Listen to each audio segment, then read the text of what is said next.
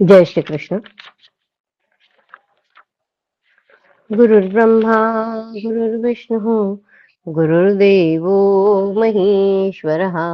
गुरुः साक्षात् परब्रह्म तस्मै श्री गुरवे नमः।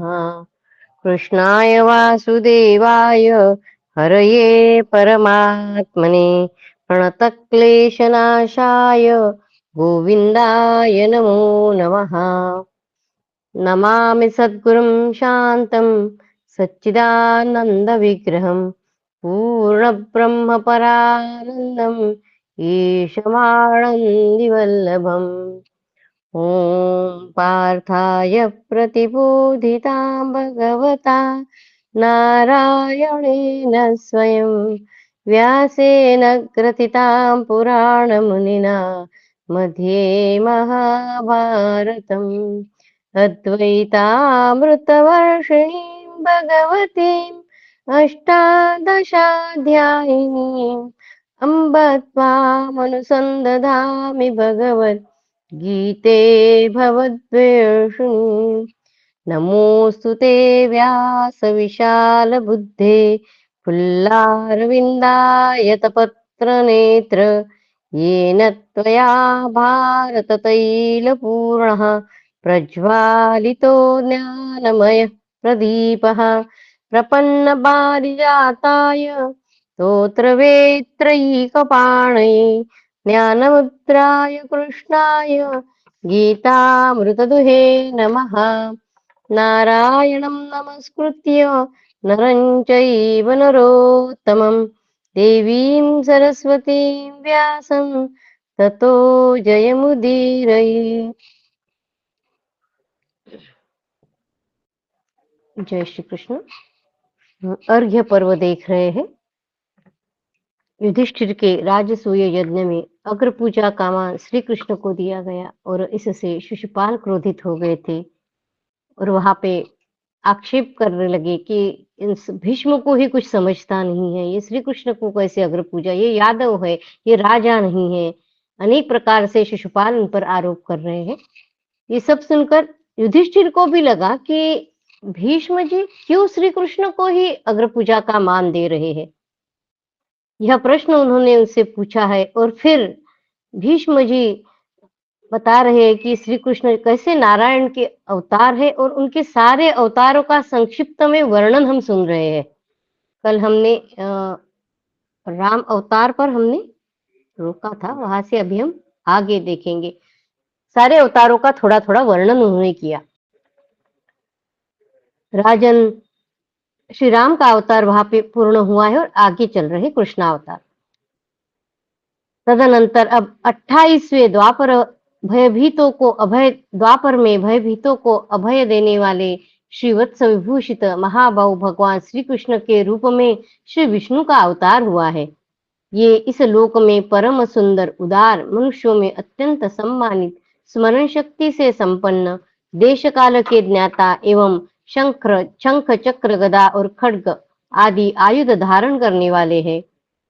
वासुदेव के नाम से इनकी प्रसिद्धि है। ये सदा सब लोगों के हित में संलग्न रहते हैं।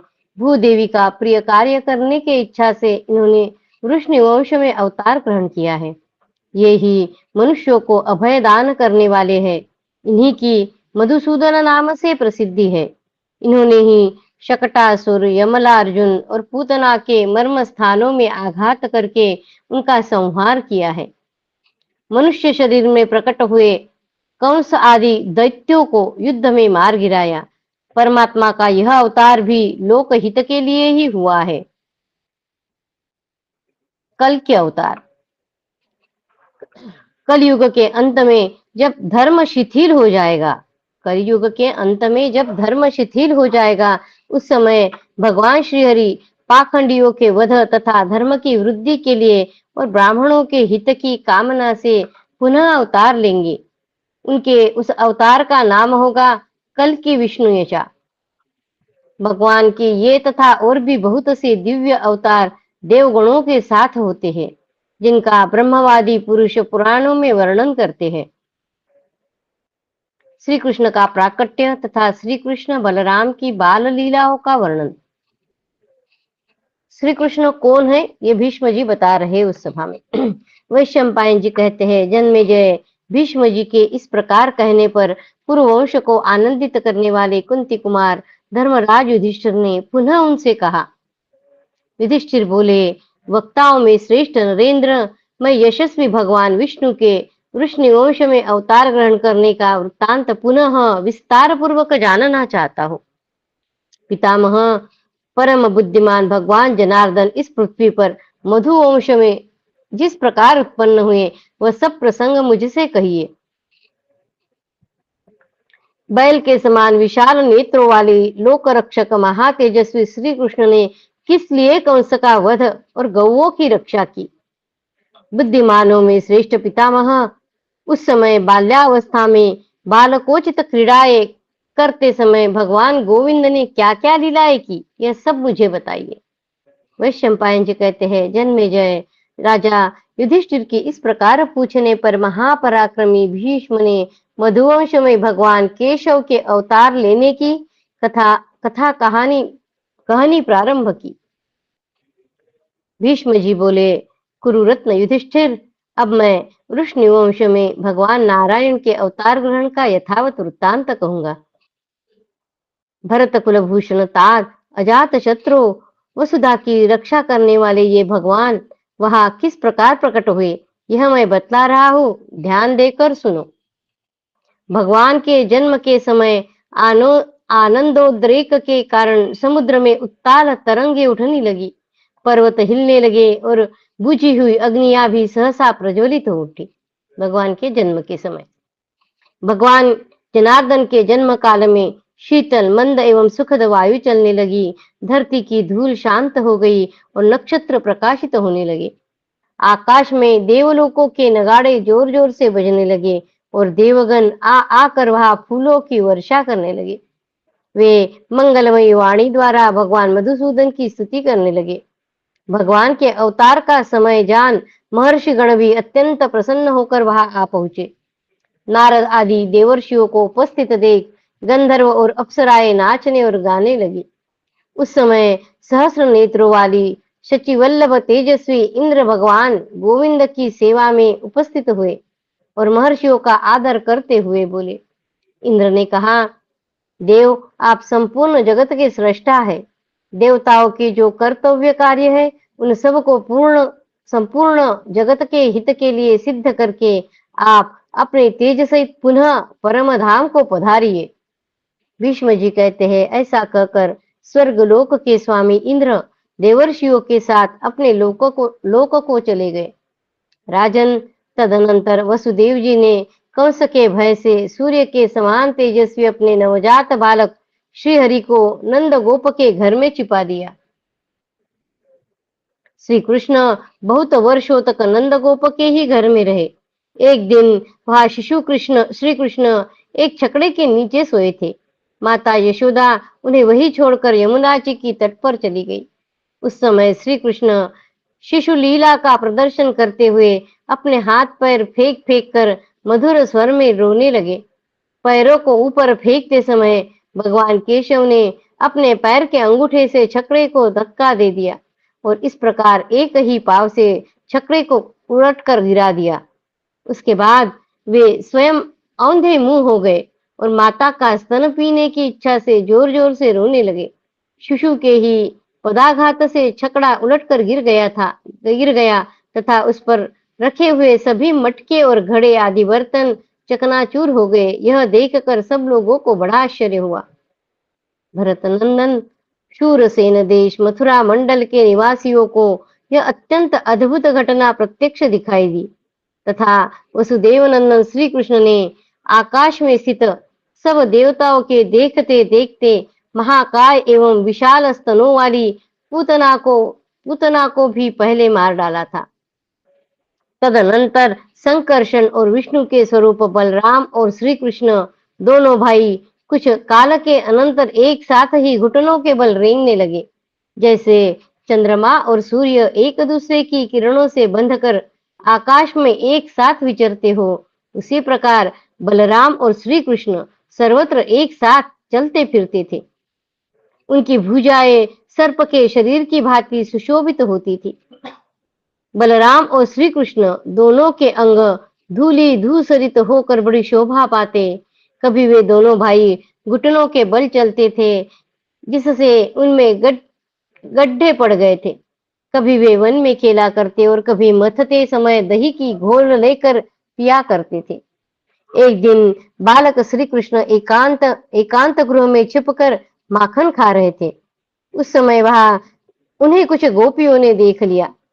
तब उन यशोदा आदि गोपगणाओं ने एक रस्सी से श्री कृष्ण को उखल में बांध दिया। राजन, उस समय उन्होंने उस उखल को यमलार्जुन वृक्षों के बीच में अड़ाकर उन्हें जड़ और शाखाओं सहित तोड़ डाला। वह एक अद्भुत सी घटना घटित हुई। उन वृक्षों पर दो विशालकाय असुर रहा करते थे। वे भी वृक्षों के टूटने के साथ अपने प्राणों से हाथ धो बैठे।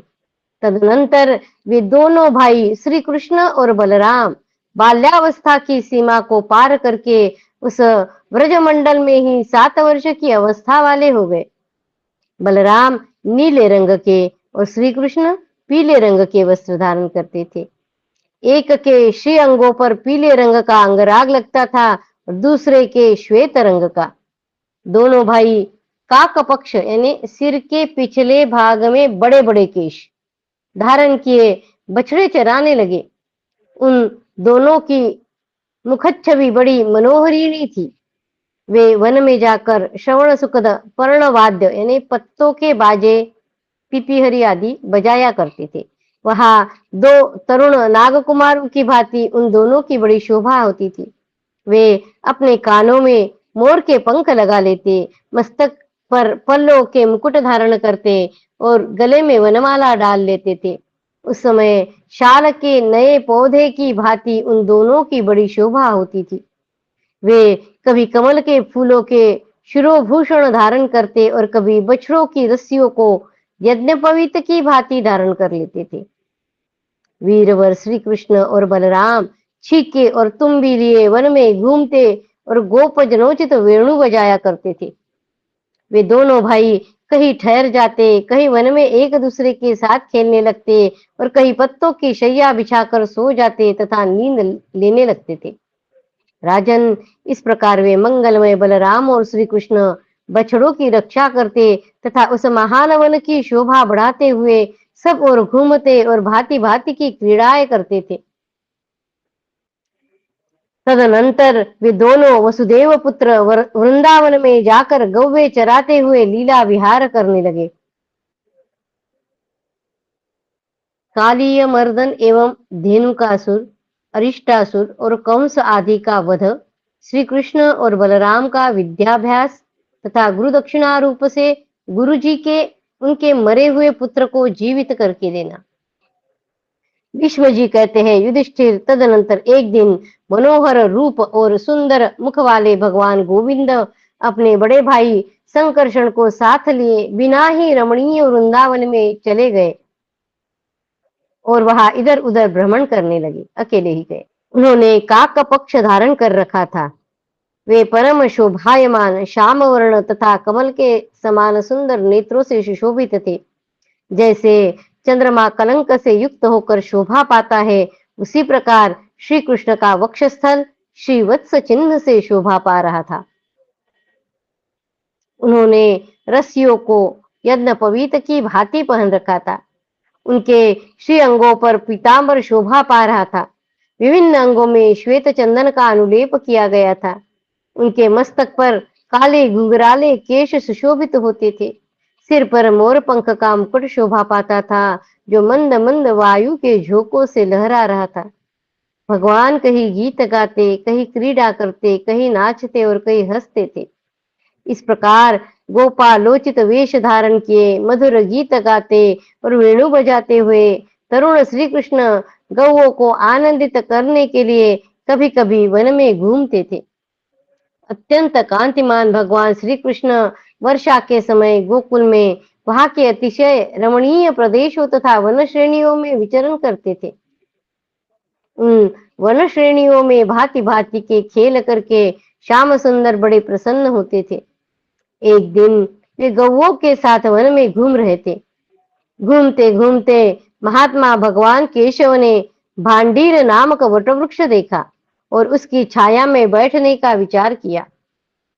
वहां श्री कृष्ण समान अवस्था वाले दूसरे गोप बालकों के साथ बछड़े चराते थे।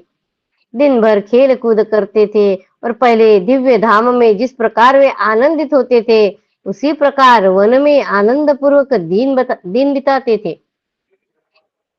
भांडिर वन में निवास करने वाले बहुत से ग्वाले वहां क्रीड़ा करते हुए श्री कृष्ण को अच्छे अच्छे खिलौनों द्वारा प्रसन्न रखते थे। दूसरे प्रसन्न चित्त रहने वाले गोप जिन्हें वन में घूमना प्रिय था सदा श्री कृष्ण की महिमा का गान किया करते थे। जब वे गीत गाते उस समय भगवान श्री कृष्ण पत्तों के बाजों के बीच बीच में वेणु, तुम्बी और वीणा बजाया करते थे। इस प्रकार विभिन्न लीलाओं द्वारा श्री कृष्ण गोप बालकों के साथ खेलते थे। उस समय बालक श्री कृष्ण ने संपूर्ण भूतों के देखते देखते लोकहित के अनेक कार्य किए। वृंदावन में कदम वन के पास जो हृद यानी कुंड जो हृद था उसमें प्रवेश करके इन्होंने कालिया नाग के मस्तक पर नृत्य क्रीड़ा की थी। फिर सब लोगों के सामने ही कालिया नाग को अन्यत्र जाने का आदेश देकर वे बलदेव जी के साथ वन में इधर उधर विचरण करने लगे। राजन, तालवन में धेनुक नाम का भयंकर दैत्य निवास करता था जो गधे का रूप धारण करके रहता था। उस समय वह बलदेव जी के हाथ से मारा गया। उनके नंदन तदनंतर किसी समय सुंदर मुख वाले बलराम और श्री कृष्ण अपने बढ़े हुए गोधन को चराने के लिए वन में गए। वहां वन की शोभा निहारते हुए वे दोनों भाई घूमते खेलते गीत गाते और विभिन्न वृक्षों की खोज करते हुए बड़े प्रसन्न होते थे। शत्रुओं को संताप देने वाले वे दोनों अजेय वीर वहां गऊ और बछड़ों को नाम ले लेकर बुलाते और लोक प्रचलित बालोचित क्रीड़ाएं करते रहते थे। वे दोनों देव वंदित देवता थे, तो भी मानवीय दीक्षा ग्रहण करने के कारण मानव जाति के अनुरूप गुणों वाली क्रीड़ाएं करते हुए वन में विचरते थे। तत्पश्चात महातेजस्वी श्री कृष्ण गौओं के व्रज में जाकर गोप बालकों द्वारा किए जाने वाले गिरि यज्ञ में सम्मिलित हो वहां सर्वभूत सृष्टा ईश्वर के रूप में अपने को प्रकट करके गिरिराज के लिए समर्पित खीर को स्वयं ही खाने लगे। उन्हें देखकर सब गोप भगवत बुद्धि से श्री कृष्ण के उस स्वरूप की ही पूजा करने लगे। गोपालों द्वारा पूजित श्री कृष्ण ने दिव्य रूप धारण कर लिया। शत्रुमर्दन युधिष्ठिर जब इंद्र वर्षा कर रहे थे उस समय बालक वासुदेव ने गौओं की रक्षा के लिए 1 सप्ताह तक गोवर्धन पर्वत को अपने हाथ पर उठा रखा था। उस समय श्री कृष्ण ने खेल खेल में ही अत्यंत दुष्कर कर्म कर डाला जो सब लोगों के लिए अत्यंत अद्भुत सा था।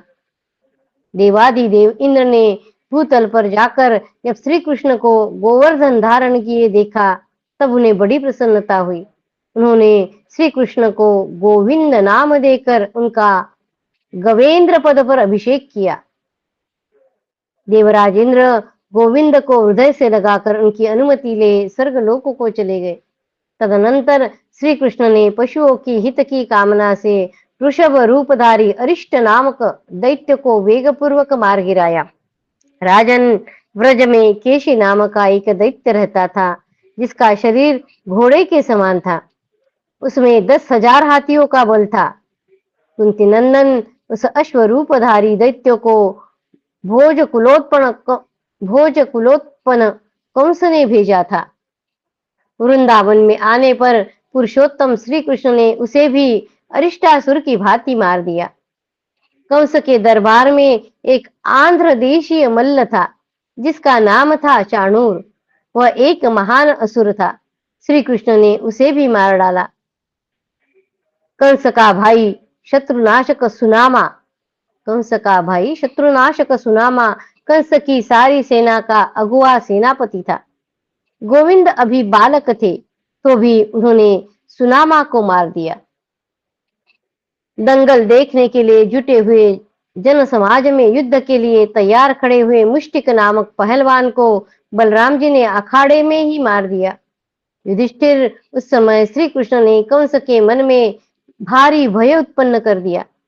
हाथियों में श्रेष्ठ कुवलयापीड़ को जो ऐरावत कुल में उत्पन्न हुआ था और श्री कृष्ण को कुचल देना चाहता था, श्री कृष्ण ने कंस के देखते देखते ही मार गिराया।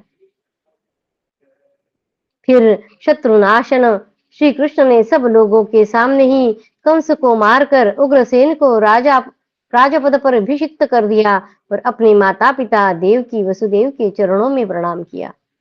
इस प्रकार जनार्दन ने कितने ही अद्भुत कार्य किए और कुछ दिनों तक बलराम जी के साथ वे मथुरा में ही रहे। तदनंतर वे दोनों धर्मज्ञ भाई गुरु सांदीपनि के यहाँ उज्जैन में विद्याध्ययन करने के लिए गए। वहां वे गुरु सेवा परायण हो सदा धर्म के अनुष्ठान में लगे रहे। वे दोनों महात्मा कठोर व्रत का पालन करते हुए वहां रहते थे।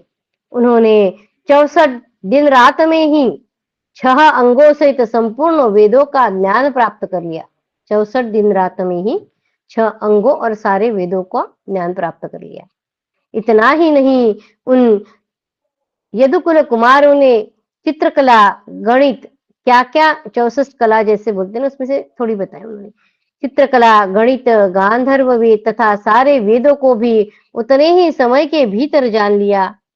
गज शिक्षा, अश्व शिक्षा को तो उन्होंने कुल 12 दिनों में ही प्राप्त कर लिया। इसके बाद वे दोनों धर्मज्ञ एवं धर्मपरायण वीर धनुर्वेद सीखने के लिए पुनः सांदीपनि मुनि के पास गए। राजन, धनुर्वेद के श्रेष्ठ आचार्य सांदीपनि के पास जाकर उन दोनों ने प्रणाम किया। सांदीपनि ने उन्हें सत्कार पूर्वक अपनाया एवं वे फिर अवंती में विचरते हुए वहां रहने लगे। अवंती यानी उज्जैन। 50 दिन रात में ही उन दोनों ने 10 अंगों से युक्त सुप्रतिष्ठित एवं रहस्य सहित संपूर्ण धनुर्वेद का ज्ञान प्राप्त कर लिया। उन दोनों भाइयों को अस्त्र विद्या में निपुण देखकर विप्रवर सांदीपनि ने उन्हें गुरुदक्षिणा देने की आज्ञा दी। सांदीपनि जी सब विषयों में विद्वान थे। उन्होंने श्री कृष्ण से अपने अभिष्ट मनोरथ की याचना इस प्रकार की। सांदीपनि जी बोले, मेरा पुत्र इस समुद्र में नहा रहा था। उस समय तिमी नामक जल जंतु उसे पकड़कर भीतर ले गया और उसके शरीर को खा गया। तुम दोनों का भला हो, मेरे उस मरे हुए पुत्र को जीवित करके यहाँ ला दो। ये गुरु दक्षिणा मांगी है। भीष्म जी कहते हैं, युधिष्ठिर इतना कहते कहते गुरु सांदीपनि पुत्र शोक से आर्त हो गए। यद्यपि उनकी मांग बहुत कठिन थी। तीनों लोकों में दूसरे किसी पुरुष के लिए इस कार्य का साधन करना असंभव था, तो भी श्री कृष्ण ने उसे पूर्ण करने की प्रतिज्ञा कर ली। भरत श्रेष्ठ, जिसने सांदीपनि के पुत्र को मारा था, उस असुर को उन दोनों भाइयों ने युद्ध करके समुद्र में मार गिराया। तदनंतर अमित तेजस्वी भगवान श्री कृष्ण के कृपा प्रसाद से सांदीपनि का पुत्र, जो दीर्घ काल से यमलोक में जा चुका था, पुनः पूर्ववत शरीर धारण करके जी उठा। वह अशक्य, अचिंत्य, अत्यंत अद्भुत कार्य देखकर सभी प्राणियों को बड़ा आश्चर्य हुआ। बलराम और श्री कृष्ण ने अपने गुरु को सब प्रकार के ऐश्वर्य, गाय, घोड़े और प्रचुर धन सब कुछ दिए। तत्पश्चात गुरुपुत्र को लेकर भगवान ने गुरु जी को सौंप दिया। उस पुत्र को आया देख सांदीपनि के नगर के लोग यह मान गए कि श्री कृष्ण के द्वारा यह ऐसा कार्य संपन्न हुआ है जो अन्य सब लोगों के लिए असंभव और अचिंत्य है। भगवान नारायण के सिवा दूसरा कौन ऐसा पुरुष है जो इस अद्भुत कार्य को सोच भी सके? करना तो दूर की बात है। भगवान श्री कृष्ण ने गदा और परिघ के युद्ध में तथा संपूर्ण अस्त्र शस्त्रों के ज्ञान में सबसे श्रेष्ठ स्थान प्राप्त कर लिया। वे समस्त लोकों में विख्यात हो गए। तात युधिष्ठिर, भोज राजकुमार कंस भी अस्त्र ज्ञान, बल और पराक्रम में कार्तवीर्य अर्जुन की समानता करता था। कंस जो है वह कार्तवीर्य अर्जुन की समानता करता था, यानी हमने कल देखा था कार्तवीर्य अर्जुन यानी सहस्त्रार्जुन।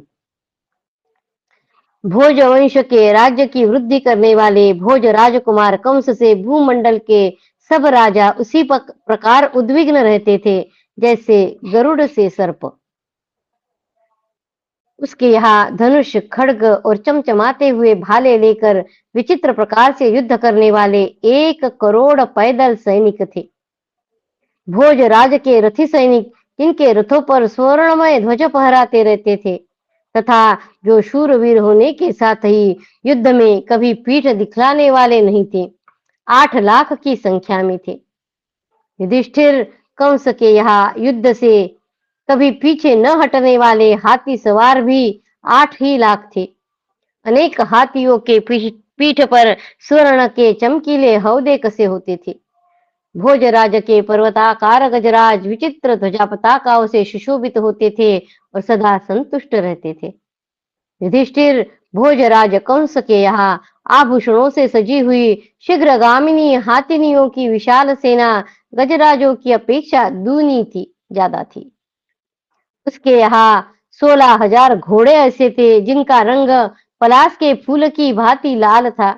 राजन, किशोर अवस्था के घोड़ों का एक दूसरा दल भी मौजूद था जिसकी संख्या 16,000 थी। इन अश्वों के सवार भी बहुत अच्छे थे। इस अश्व सेना का कोई भी बलपूर्वक दबा नहीं सकता था। कंस का भाई सुनामा इन सब का सरदार था। वह भी कंस के ही समान बलवान था एवं सदा कंस की रक्षा के लिए तत्पर रहता था। युधिष्ठिर कंस के यहाँ घोड़ों का एक और भी बहुत बड़ा दल था जिसमें सभी रंग के घोड़े थे। उस दल का नाम था मिश्रक। मिश्रकों की संख्या 60,000 बतलाई जाती है। कंस के साथ होने वाला महान समर एक भयंकर नदी के समान था। कंस का रोष ही उस नदी का महान वेग था। ऊंचे ऊंचे ध्वज तटवर्ती वृक्षों के समान जान पड़ते थे। मतवाले हाथी बड़े बड़े ग्राहों के समान थे। वह नदी यमराज की आज्ञा के अधीन होकर चलती थी। अस्त्र शस्त्रों के समूह उसमें फेन का भ्रम उत्पन्न करते थे। सवारों का वेग उसमें महान जल प्रवाह सा प्रतीत होता था। गदा और परिघ पाठीन नामक मछलियों के सदृश जान पड़ते थे। नाना प्रकार के कवच सेवार के समान थे। रथ और हाथी उसमें बड़ी बड़ी भंवरों का दृश्य उपस्थित करते थे। नाना प्रकार का रक्त ही कीचड़ का काम करता था। विचित्र धनुष उठती हुई लहरों के समान जान पड़ते थे। युद्ध के लिए लगने वाले आयुध जो है उसको उस नदी के इससे कंपैरिजन कर रहे हो। रथ और अश्व का समूह रथ के समान था। योद्धाओं के इधर उधर दौड़ने या बोलने से जो शब्द होता था वही उस भयानक समर सरिता का कलकल नाद था। युधिष्ठिर, भगवान नारायण के सिवा ऐसे कंस को कौन मार सकता था? जैसे हवा बड़े बड़े बादलों को छिन्न भिन्न कर देती है, उसी प्रकार भगवान श्री कृष्ण ने इंद्र के रथ में बैठकर कंस की उपयुक्त सारी सेनाओं का संहार कर डाला। सभा में विराजमान कंस को मंत्रियों और परिवार के साथ मारकर श्री कृष्ण ने सुहृदों सहित सम्माननीय माता देवकी का समादर किया। जनार्दन ने यशोदा और रोहिणी को भी बारंबार प्रणाम करके उग्रसेन को राजा के पद पर अभिषिक्त किया। उस समय यदुकुल के प्रधान पुरुषों ने इंद्र के छोटे भाई भगवान श्रीहरि का पूजन किया। तदनंतर पुरुषोत्तम श्री कृष्ण ने समस्त राजाओं के सहित आक्रमण करने वाले राजा जरासंध को सरोवरों या हृदों से सुशोभित यमुना के तट पर परास्त किया। ये पूरा एक ही अध्याय चल रहा है हमारा। नरकासुर का सैनिकों सहित वध, देवता आदि की 16,000 कन्याओं को पत्नी रूप में स्वीकार करके श्री कृष्ण का उन्हें द्वारका भेजना तथा इंद्रलोक में जाकर अदिति को कुंडल अर्पण कर द्वारकापुरी में वापस आना। भीष्म जी कहते हैं, युधिष्ठिर तदनंतर समस्त यदुवंशियों को आनंदित करने वाले भगवान श्री कृष्ण शूरसेनपुरी मथुरा को छोड़कर द्वारका में चले गए। कमल नयन श्री कृष्ण ने असुरों को पराजित करके जो बहुत से रत्न और वाहन प्राप्त किए थे, उनका वे द्वारका में यथोचित रूप से संरक्षण करते थे। उनके इस कार्य में दैत्य और दानव विघ्न डालने लगे। तब महाबाहु श्री कृष्ण ने वरदान से उन्मत्त हुए उन बड़े बड़े असुरों को मार डाला। तत्पश्चात नरक नामक राक्षस ने भगवान के कार्य में विघ्न डालना आरंभ किया। वह समस्त देवताओं को भयभीत करने वाला था। राजन, तुम्हें तो उसका प्रभाव विदित ही है। भीष्म जी युधिष्ठिर से बोल रहे, समस्त देवताओं के लिए अंतक रूप नरकासुर इस धरती के भीतर मूर्ति लिंग में स्थित हो मनुष्यों और ऋषियों के प्रतिकूल आचरण किया करता था। मूर्ति लिंग में स्थित हो, मूर्ति लिंग शब्द का अर्थ बता रहे, मूर्ति या शिवलिंग के आकार का कोई दुर्भेद्य गृह जो पृथ्वी के भीतर गुफा में बनाया गया हो। शत्रुओं से आत्मरक्षा के दृष्टि से नरकासुर ने ऐसे निवास स्थान का निर्माण कर रखा था। मूर्ति या शिवलिंग के आकार का कोई दुर्भेद्य गृह घर जो पृथ्वी के भीतर गुफा में बनाया गया हो और शत्रुओं से आत्मरक्षा के दृष्टि से नरकासुर ने ऐसे निवास स्थान का निर्माण कर रखा था। भूमि का पुत्र होने से नरक को भौमासुर भी कहते हैं। उसने हाथी का रूप धारण करके प्रजापति त्वष्टा की पुत्री कशेरु के पास जाकर उसे पकड़ लिया। कशेरु बड़ी सुंदरी और 14 वर्ष की अवस्था वाली थी। नरकासुर प्राग ज्योतिषपुर का राजा था। उसके शोक भय और बाधाएं दूर हो गई थी। उसने कशेरु को मूर्छित करके हर लिया और अपने घर लाकर उससे इस प्रकार कहा, त्वष्टा की पुत्री कशेरु। नरकासुर बोला, देवी, देवता और मनुष्यों के पास जो नाना प्रकार के रत्न हैं, सारी पृथ्वी जिन रत्नों को धारण करती है तथा समुद्र में जो रत्न संचित है, उन सबको आज से सभी राक्षस ला लाकर तुम्हें ही अर्पित किया करेंगे। दैत्य और दानव भी तुम्हें उत्तमोत्तम रत्नों की भेंट देंगे। विष्णु जी कहते हैं, भारत, इस प्रकार भौमासुर ने नाना प्रकार के बहुत से उत्तम रत्नों तथा श्री रत्नों का भी अपहरण किया। गंधर्वों की जो कन्याएं थी उन्हें भी नरकासुर बलपूर्वक हर लाया। देवताओं और मनुष्यों की कन्याओं तथा अप्सराओं के साथ 7 समुदायों को भी उसने अपहरण कर लिया। गंधर्व की कन्या, देवताओं की कन्या, मनुष्यों की कन्या और अप्सराएं, सबका उसने अपहरण कर लिया। इस प्रकार 16,100 सुंदरी कुमारियां उसके घर में एकत्र हो गई। वे सब की सब सत्पुरुषों के मार्ग का अनुसरण करके व्रत और नियम के पालन में तत्पर हो एक वेणी धारण करती थी। उत्साह युक्त मन वाले भौमासुर ने उनके रहने के लिए मणिपर्वत पर अंतपुर का निर्माण कराया। उस स्थान का नाम था औदका, यानी जल की सुविधा से संपन्न भूमि, यानी औदका। वह अंतपुर मूर नामक दैत्य के अधिकृत प्रदेश में बना था।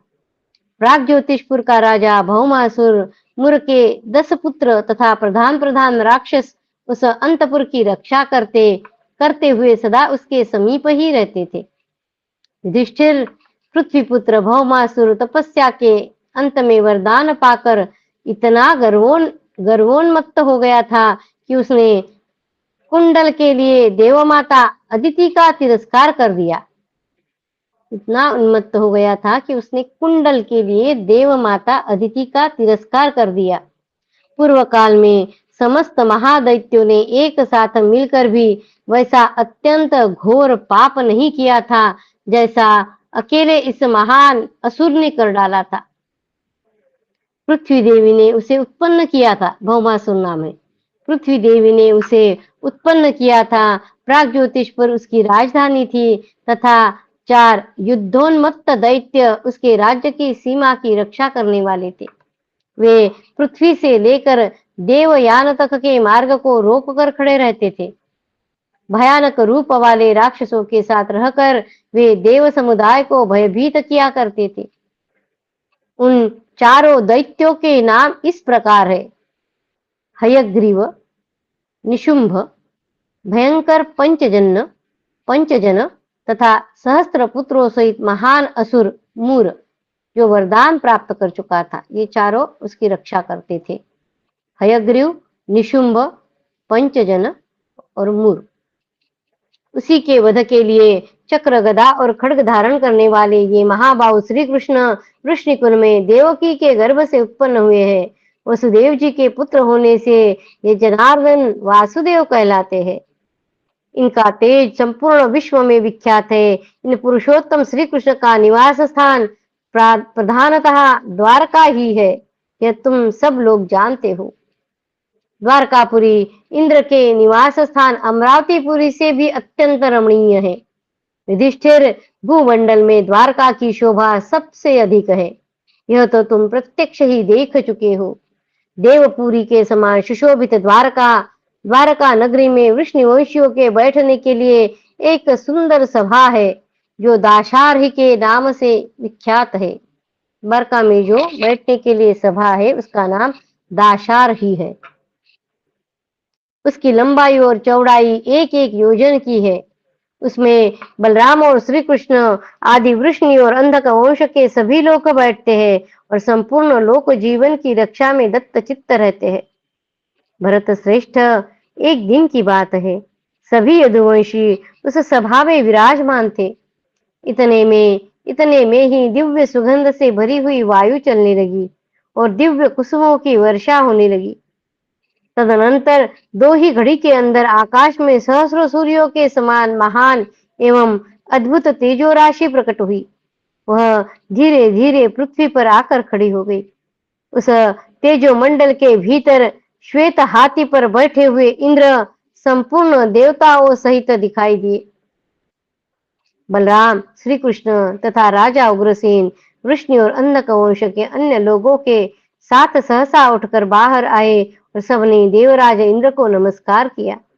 इंद्र ने हाथी से उतरकर शीघ्र ही भगवान श्री कृष्ण को हृदय से लगा लिया। फिर बलराम तथा राजा उग्रसेन से भी उसी प्रकार मिले।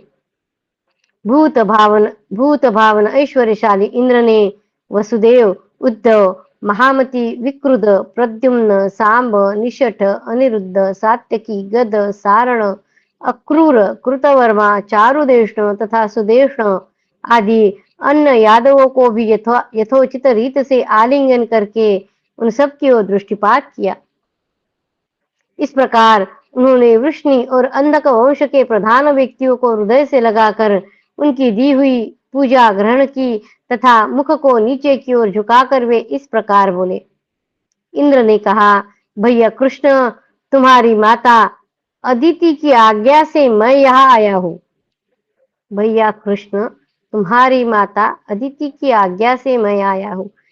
सारे देवता जो है वो अदिति के पुत्र है। भूमिपुत्र नरकासुर ने उनके कुंडल छीन लिए। अदिति के कुंडल नरकासुर ने छीन लिए हैं। मधुसूदन, इस लोक में माता का आदेश सुनने के पात्र केवल तुम ही हो। अतः महाभाग नरेश्वर, तुम भौमासुर को मार डालो। और विष्णु जी कहते, युधिष्ठिर, तब महाबाहु जनार्दन अत्यंत प्रसन्न होकर बोले, देवराज, मैं भूमिपुत्र नरकासुर को पराजित करके माता जी के कुंडल अवश्य ला दूंगा। ऐसा कहकर भगवान गोविंद ने बलराम जी से बातचीत की।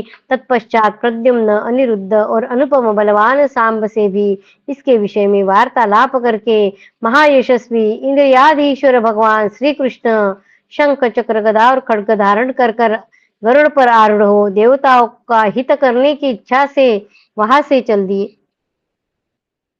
शत्रुनाशन भगवान श्री कृष्ण को प्रस्थान करते देख इंद्र सहित संपूर्ण देवता बड़े प्रसन्न हुए और अच्युत भगवान श्री कृष्ण की स्तुति करते हुए उन्हीं के पीछे पीछे चले। भगवान श्री कृष्ण ने नरकासुर के उन मुख्य राक्षसों को मारकर मूल दैत्य के बनाए हुए 6000 पाशों को देखा, जिनके किनारों के भागों में छुरे लगे हुए थे। भगवान ने अपने अस्त्र यानी चक्र चक्र से मूर दैत्य के पाशों को काटकर मून नामक असुर को उसके वंशजों सहित मार डाला और शिलाओं के समूह को लांघकर निशुंभ को भी मार गिराया। तत्पश्चात जो अकेला ही सहस्र योद्धाओं के समान था और संपूर्ण देवताओं के साथ अकेला ही युद्ध कर सकता था, उस महाबली महापराक्रमी हयग्रीव को भी मार दिया। भरत श्रेष्ठ, संपूर्ण यादवों को आनंदित करने वाले अमित तेजस्वी दुर्धर्ष वीर भगवान देवकी नंदन ने औदका के अंतर्गत लोहित गंगा के बीच विरूपाक्ष को तथा पंचजन नाम से प्रसिद्ध नरकासुर के 5 भयंकर राक्षसों को भी मार गिराया। फिर भगवान अपनी शोभा से उद्दीप्त से दिखाई देने वाले प्रागज्योतिषपुर में जा पहुंचे। वहां उनका दानवों से फिर युद्ध छिड़ गया। भरत कुलभूषण वह युद्ध महान देवासुर संग्राम के रूप में परिणत हो गया। उसके समान लोक विस्मयकारी युद्ध दूसरा कोई नहीं हो सकता। चक्रधारी भगवान श्री कृष्ण से भिड़कर सभी दानव वहां चक्र से छिन्न भिन्न एवं शक्ति तथा खड्ग से आहत होकर धाराशायी हो गए। परंतु युधिष्ठिर इस प्रकार 8 लाख दानवों का संहार करके पुरुष शिव पुरुषोत्तम श्री कृष्ण पाताल गुफा में गए, जहां देव समुदाय को आतंकित करने वाला नरकासुर रहता था। अत्यंत तेजस्वी भगवान मधुसूदन ने मधु की भांति पराक्रमी नरकासुर से युद्ध प्रारंभ किया। देव माता अदिति के कुंडलों के लिए भूमिपुत्र महाकाय नरकासुर के साथ छिड़ा हुआ वह युद्ध बड़ा भयंकर था। बलवान मधुसूदन ने चक्र हाथ में लिए हुए नरकासुर के साथ 2 घड़ी तक खिलवाड़ करके बलपूर्वक चक्र से उसके मस्तक को काट डाला। चक्र से छिन्न भिन्न होकर घायल हुए शरीर वाले नरकासुर का मस्तक वज्र के मारे हुए वृत्रासुर के सिर की भांति सहसा पृथ्वी पर गिर पड़ा। भूमि ने अपने पुत्र को रणभूमि में गिरा देख अदिति के दोनों कुंडल लौटा दिए और महाबाहु भगवान श्री कृष्ण से इस प्रकार कहा। भूमि बोल रही है, प्रभु मधुसूदन, आपने ही इसे जन्म दिया था और आपने ही इसे मारा है। आपकी जैसी इच्छा हो वैसी ही लीला करते हुए नरकासुर की संतान का पालन कीजिए। भगवान ने कहा, भामिनी, तुम्हारा यह पुत्र देवताओं, मुनियों, पितरों, महात्माओं तथा संपूर्ण भूतों के उद्वेग का पात्र हो रहा था।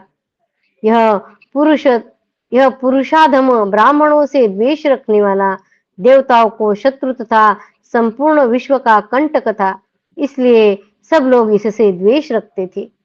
इस बलवान असुर ने बल के घमंड में आकर संपूर्ण विश्व के लिए वंदनीय देव माता अदिति को भी कष्ट पहुंचाया।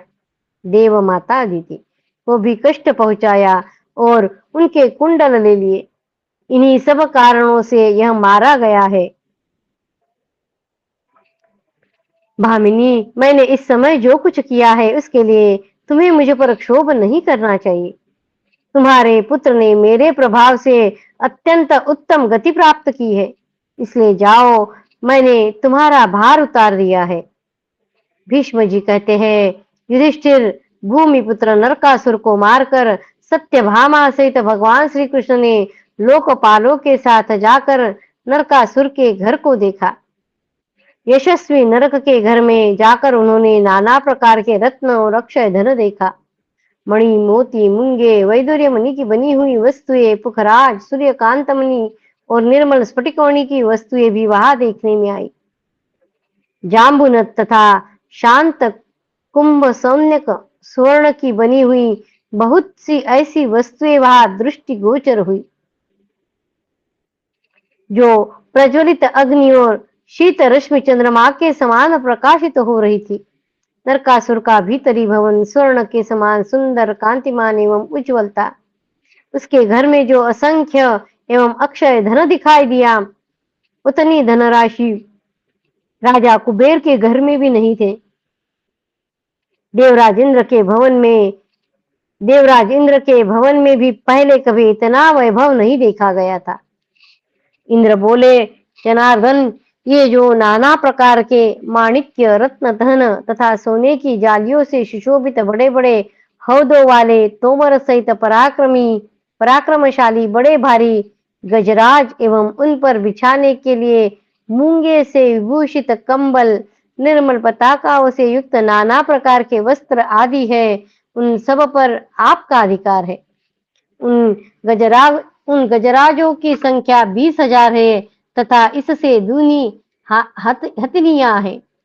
जनार्दन, यहाँ 8 लाख उत्तम देशी घोड़े हैं और बैल जुते हुए नए नए वाहन हैं। इनमें से जिनकी आपको आवश्यकता हो वे सब आपके यहाँ जा सकते हैं।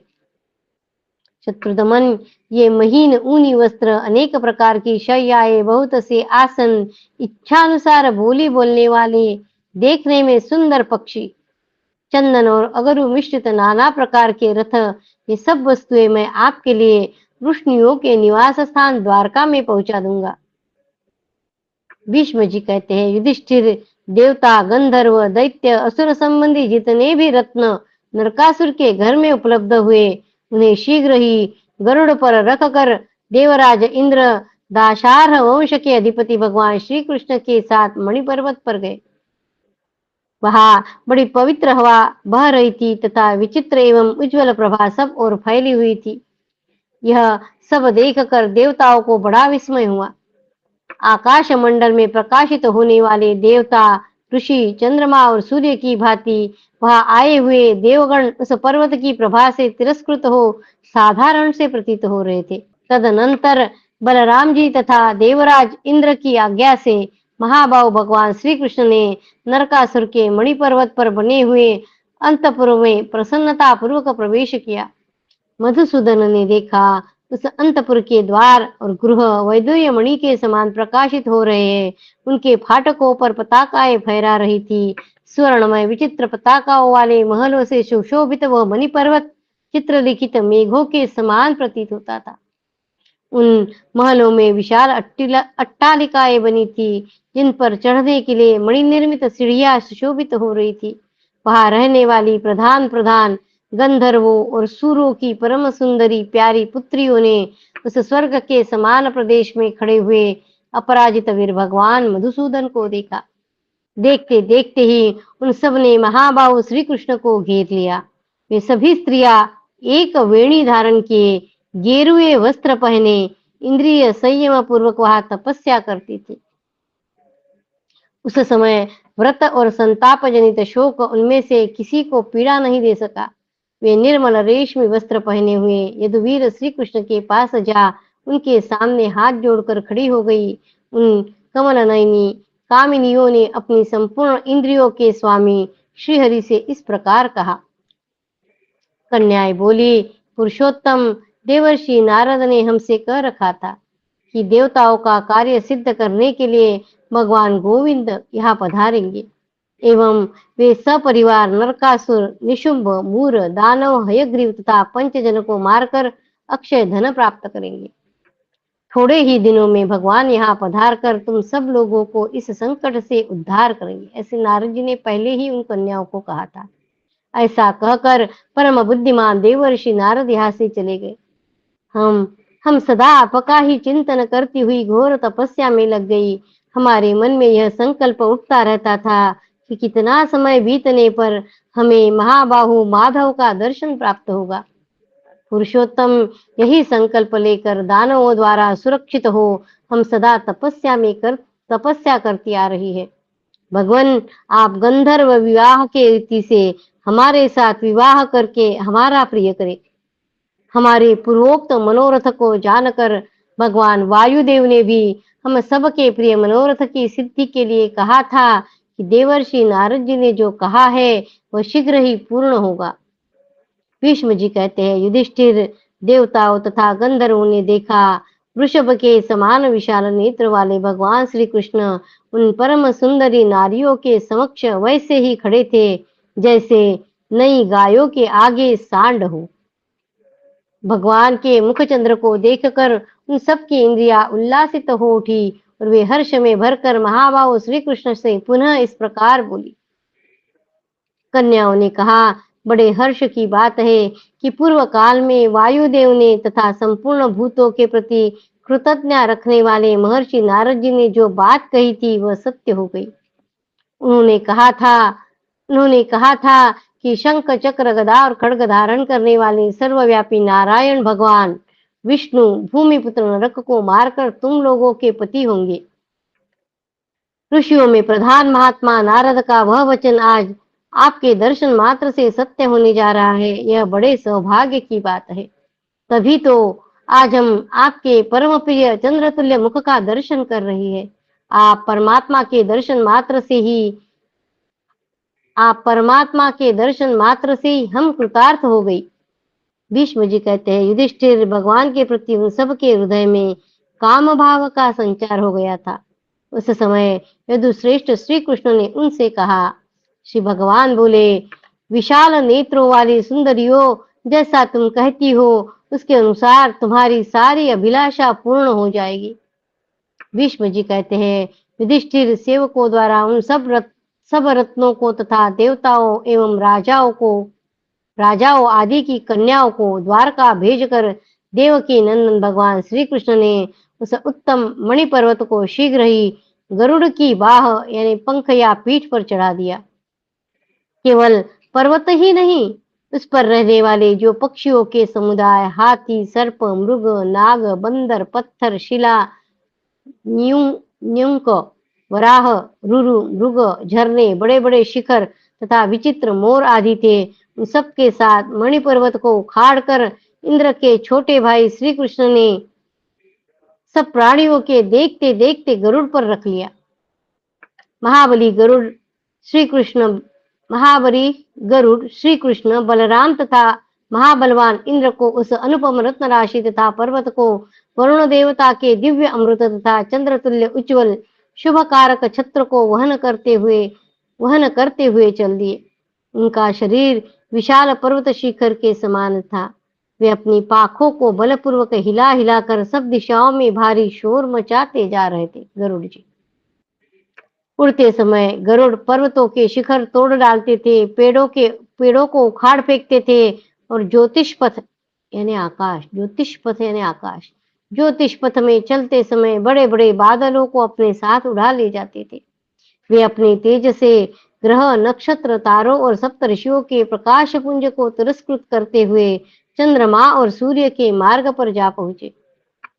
भरत श्रेष्ठ तदनंतर मधुसूदन ने मेरु पर्वत के मध्यम शिखर पर पहुंचकर समस्त देवताओं के निवास स्थानों का दर्शन किया। उन्होंने विश्व देवों, मरुदगणों और साध्यों के प्रकाशमान स्थानों को लांघकर अश्विनी कुमारों के पुण्यतम लोक में पदार्पण किया। तत्पश्चात शत्रुहंता भगवान श्री कृष्ण देवलोकों में जा पहुंचे। इंद्र भवन के निकट जाकर भगवान जनार्दन गरुड़ पर से उतर पड़े। वहां उन्होंने देव माता अदिति के चरणों में प्रणाम किया। फिर ब्रह्मा और दक्ष आदि प्रजापतियों ने तथा संपूर्ण देवताओं ने उनका भी स्वागत सत्कार किया। उस समय बलराम सहित भगवान केशव ने माता अदिति को दोनों दिव्य कुंडल और बहुमूल्य रत्न भेंट किए।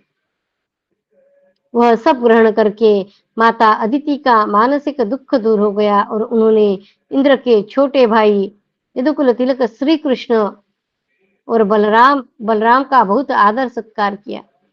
इंद्र की महारानी शची ने उस समय भगवान श्री कृष्ण की पटरानी सत्यभामा का हाथ पकड़कर उन्हें माता अदिति की सेवा में पहुंचाया।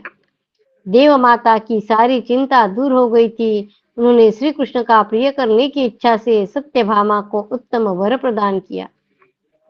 अदिति बोली, सुंदर मुख वाली बहू, जब तक श्री कृष्ण मानव शरीर में रहेंगे तब तक तू वृद्धावस्था को प्राप्त न होगी। जब तक श्री कृष्ण मानव शरीर में रहेंगे तब तक तू वृद्धावस्था को प्राप्त न होगी और सब प्रकार की दिव्य सुगंध एवं उत्तम गुणों से सुशोभित होती रहेगी। भीष्म जी कहते हैं, युधिष्ठिर सुंदरी सत्यभामा शची देवी के साथ घूम फिर कर उनकी आज्ञा ले भगवान श्री कृष्ण के विश्राम गृह में चली गई।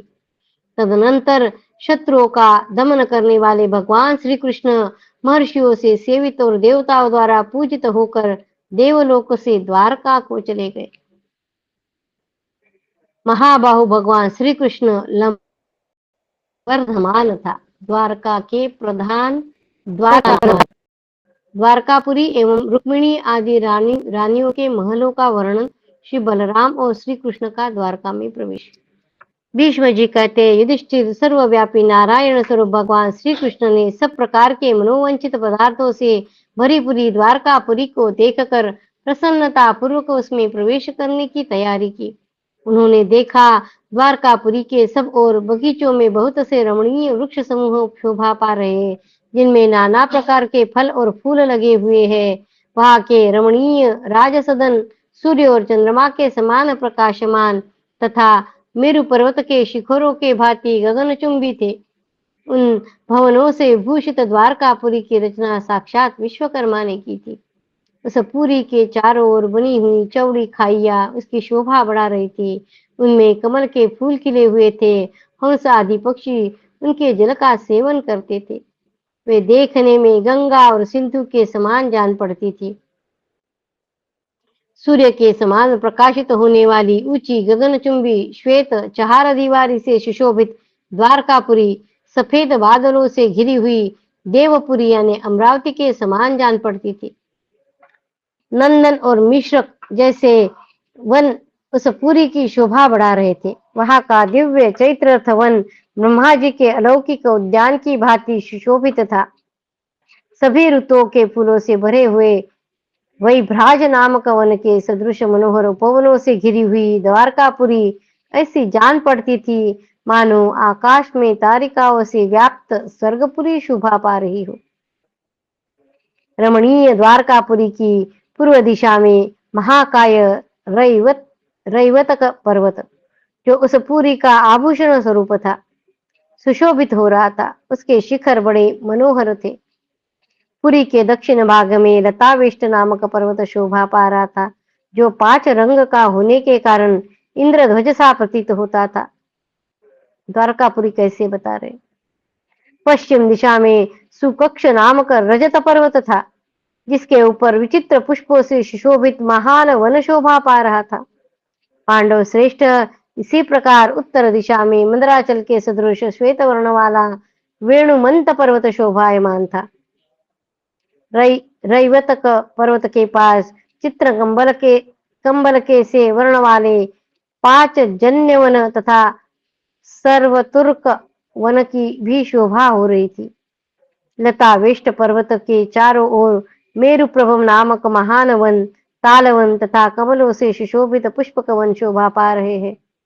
सुकक्ष पर्वतों को चारों ओर से घेर कर चित्र पुष्पक नामक महावन, शतपत्र वन, करवीर वन और कुसुम्भी वन सुशोभित होते हैं।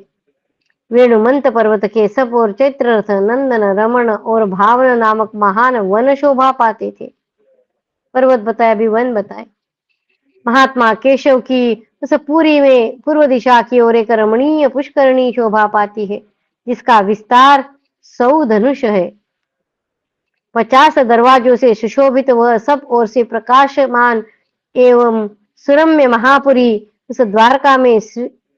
उस सुरम्य महापुरी द्वारका में श्री कृष्ण ने प्रवेश किया। वह कितनी बड़ी है, इसका कोई माप नहीं था। उसकी ऊंचाई भी बहुत अधिक थी। वह पूरी चारों ओर अत्यंत अगाध जलराशि से घिरी हुई थी। सुंदर सुंदर महलों से भरी हुई वह द्वारका श्वेत अट्टालिकाओं से सुशोभित होती थी। तीखे यंत्र, शतग्नि यानी तोप, विभिन्न यंत्रों के समुदाय और लोहे के बने हुए बड़े बड़े चक्रों से सुरक्षित द्वारकापुरी को भगवान ने देखा। देवपुरी की भांति उसकी चहार दीवारी के निकट क्षुद्र घंटिकाओं से सुशोभित 8000 रथ शोभा पाते थे, जिनमें पताकाएं फहराती रहती थी। द्वारकापुरी की चौड़ाई 8 योजन है एवं लंबाई 12 योजन है, अर्थात वह कुल 96 योजन विस्तृत है। उसका उपनिवेश समीपस्थ प्रदेश उससे दुगना अर्थात 192 योजन विस्तृत है। वह पुरी सब प्रकार से अविचल है। श्री कृष्ण ने उस पुरी को देखा। उसमें जाने के लिए 8 मार्ग है, बड़ी बड़ी ढोड़ियां है, 16 बड़े बड़े चौराहे है। इस प्रकार विभिन्न मार्गों से परिष्कृत द्वारकापुरी साक्षात शुक्राचार्य की नीति के अनुसार बनाई गई है। व्यूहों के बीच बीच में मार्ग बने हैं, 7 बड़ी बड़ी सड़कें हैं। साक्षात विश्वकर्मा ने इस द्वारका नगरी का निर्माण किया है। सोने और मणियों के सीढ़ियों से सुशोभित वह नगरी जन जन को हर्ष प्रदान करने वाली है। भगवान का ऐश्वर्य बता रहे हैं श्री कृष्ण का द्वारका में कैसे, क्योंकि वहां बोला गया है ना, ये किस कहीं का राजा नहीं है, इसकी पूजा क्यों कर रहे। तो वो सब बता रहे कि श्री कृष्ण कौन है। यहाँ गीत के मधुर स्वर तथा अन्य प्रकार के घोष गूंजते रहते हैं। बड़ी बड़ी अट्टालिकाओं के कारण वह पूरी परम सुंदर प्रतीत होती है। नगरों में श्रेष्ठ उस द्वारका में यशस्वी दाशार्ह वंशियों के महल देखकर भगवान पाक शासन इंद्र को बड़ी प्रसन्नता हुई। उन महलों के ऊपर ऊंची पताकाएं फहरा रही थी। वे मनोहर भवन मेघों के समान जान पड़ते थे और स्वर्णमय होने के कारण अत्यंत प्रकाशमान थे। वे मेरु पर्वत के उत्तंग शिखरों के समान आकाश को चूम रहे थे। उन गृहों के शिखर चूने से लिपे पुते और सफेद थे। उनकी छतें स्वर्ण की बनी हुई थी। वहां के शिखर, गुफा और श्रृंग सभी रत्नमय थे। उस पुरी के भवन सब प्रकार से रत्नों से विभूषित थे। भगवान ने देखा वहां बड़े बड़े महल, अटारी तथा छज्जे हैं तथा उन छज्जों में लटकते हुए पक्षियों के पिंजरे शोभा पा रहे हैं। कितने ही यंत्र गृह वहां के महलों की शोभा बढ़ाते हैं। अनेक प्रकार के यंत्रों से जटित होने के कारण द्वारका के भवन विविध धातुओं से विभूषित पर्वतों के समान शोभा धारण करते हैं। कुछ गृह तो मणि के बने हैं, कुछ स्वर्ण के तैयार किए गए हैं, कुछ पार्थिव पदार्थों यानी ईंट पत्थर आदि द्वारा निर्मित हुए हैं। उन सबके निम्न भाग चूने से स्वच्छ किए गए हैं। उनके दरवाजे, चौखट, किवाड़े जाम्बुनद स्वर्ण के बने हुए हैं और अर्गलाए वैदूर्य मणि से तैयार की गई है। उन गृहों का स्पर्श सभी ऋतुओं में सुख देने वाला है। वे सभी बहुमूल्य सामानों से भरे हैं। उनकी समतल भूमि, गुफा और शिखर सभी अत्यंत मनोहर है। इसमें उन भवनों की शोभा विचित्र पर्वतों के समान जान पड़ती है। उन गृहों में 5 रंगों के स्वर्ण मढ़े गए हैं। उनसे जो बहुरंगी आभा फैलती है वह फुलझड़ी सी जान पड़ती है। उन गृहों से मेघ की गंभीर गर्जना के समान शब्द होते रहते हैं। वे देखने में अनेक वर्णों के बादलों के समान जान पड़ते हैं। विश्वकर्मा के बनाए हुए वे ऊंचे और विशाल भवन महेंद्र पर्वत के शिखरों की शोभा धारण करते हैं। उन्हें देखकर ऐसा जान पड़ता है मानो वे आकाश में रेखा खींच रहे। उनका प्रकाश चंद्रमा और सूर्य से भी बढ़कर है। जैसे भोगवती गंगा प्रचंड नागगणों से भरे हुए भयंकर कुंडों से सुशोभित होती है, उसी प्रकार द्वारकापुरी दशारह कुल के महान सौभाग्यशाली पुरुषों से भरे हुए उपर्युक्त भवन रूपी रथों के द्वारा शोभा पा रही है। जैसे आकाश मेघों की घटा से आच्छादित होता है, उसी प्रकार द्वारकापुरी मनोहर भवन रूपी मेघों से अलंकृत दिखाई देती है। ये भगवान श्री कृष्ण ही वहां इंद्र एवं पर्जन्य के समान है। वृष्टिवंशी युवक मत वाले मयूरों के समान उन भवन रूपी मेघों को देखकर हर्ष से नाच उठते हैं। सहस्त्र स्त्रियों की कांति विद्युत प्रभा के समान उनमें व्याप्त है। जैसे मेघ कृष्ण ध्वज के उपबाह्य है, उसी प्रकार द्वारका के भवन भी कृष्ण ध्वज से विभूषित उपबाह्य से संपन्न है। यदुवंशियों के विविध प्रकार के अस्त्र शस्त्र उन मेघ सदृश महलों में इंद्रधनुष की बहुरंगी छटा छिटकते हैं। हम यहाँ रुक जाएंगे, कल देखेंगे। कृष्णाय वासुदेवाय हरये परमात्मने प्रणतक्लेशनाशाय गोविन्दाय नमो नमः। ॐ नमो भगवते वासुदेवाय। ॐ नमो भगवते वासुदेवाय। भव भवे यथा भक्तिः पादयोस्तव जायते तथा कुरुष्व देवेश नाथस्त्वं नो यत प्रभो। नाम संकीर्तनं यस्य सर्वपापप्रणाशनं प्रणामो दुःखशमनस्तं नमामि हरिं परं तं नमामि हरिं परं त्वदीयं वस्तु गोविन्द तुभ्यमेव समर्पये तेन तदङ्घ्रिकमले रतिं मे यच्छ शाश्वतीम् ॐ पूर्णमद पूर्णमिदं पूर्णात् पूर्णमुदच्यते पूर्णस्य पूर्णमादाय पूर्णमेवावशिष्यते ॐ शान्ति शान्ति शान्तिः हरि ओम तत्सत् श्रीकृष्णार्पणमस्तु श्रीगुरुभ्यो नमः जय श्री कृष्ण जय श्री कृष्ण। जय श्री जय कृष्ण। जय श्री कृष्ण। जय श्री जय जय श्री कृष्ण। कृष्ण ताई। जय श्री जय श्री कृष्ण ताई, धन्यवाद। जय श्री जय कृष्ण, धन्यवाद। जय श्री कृष्ण।